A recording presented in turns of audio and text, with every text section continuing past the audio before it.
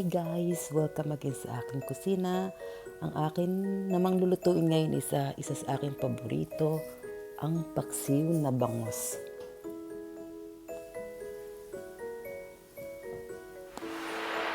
Ito ang ating ingredients or sangkap. Bitter melon, eggplant, bangos, syempre, and onion, garlic, suka, and patis. Ang una nating ilalagay is sa ilalim is luya. Ayan, pailaliman natin ng luya. Kasama-samain lang lahat ng sangkap and then ilagay na ang nilinis na natin ng bangus. Hiniwa ko siya sa gitna para agad tiim ang lasa. Sobra kasi ng laki ng bangus dito.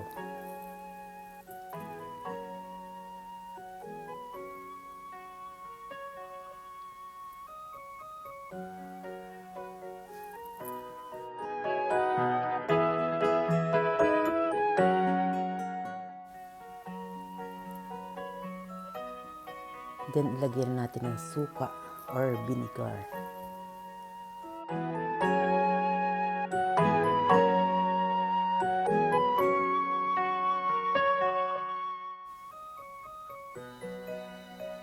Lagyan ulit natin ng luya sa ibabaw.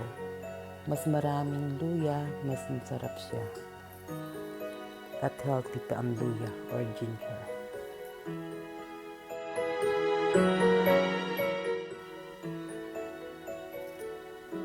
Then ilagyan natin ng patis.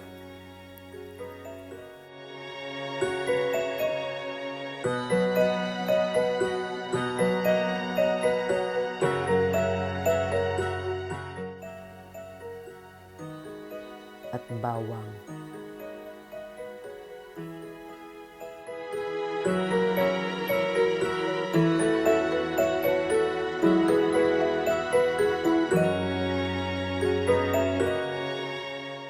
Half cook na siya, pwede natin ilagay ang sibuyas sa ibabaw.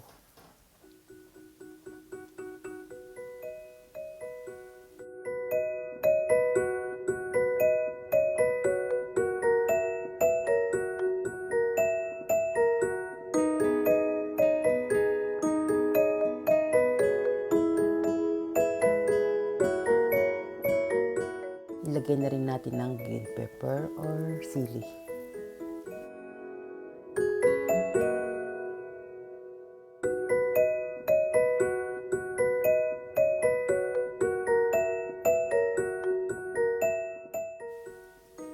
Pinakulo ko lang siya sa mahinang apoy para hindi madurog ang bangus.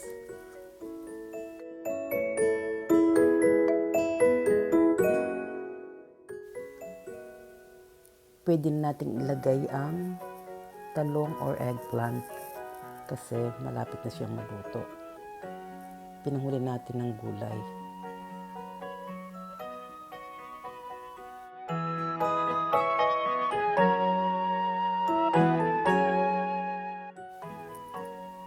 Ito ang aking sikreto. Pag malapit ng hanguin, nilalagyan ko siya ng cooking oil sa ibabaw. Mas malasa siya.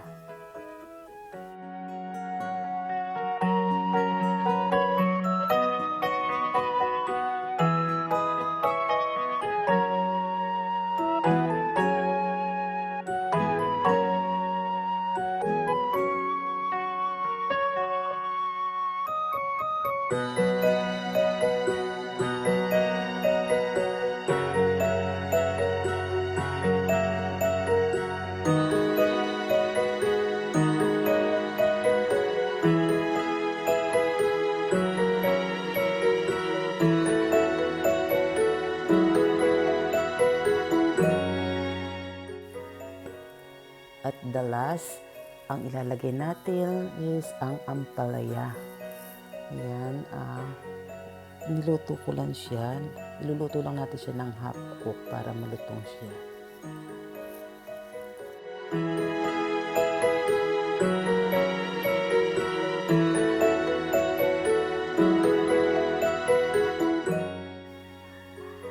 paksiw na bangos is ready, guys. Let's eat. Thanks for watching. I love you all. Mwah.